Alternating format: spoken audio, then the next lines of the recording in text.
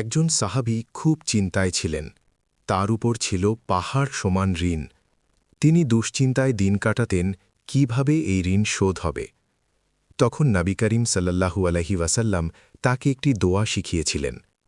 তিনি বলেছিলেন, যদি তোমার উপর পাহাড় সমান ঋণও থাকে, আল্লাহ এই দোয়ার বরকতে তা পরিশোধ করে দেবেন।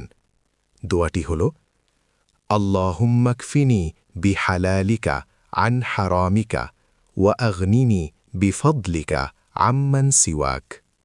উচ্চারণ, আল্লাহুম্মা কফিনি বিহালালিকা আন হারামিকা ওয়া আগনিনি বিফদলিকা আম্মান সিওয়াক।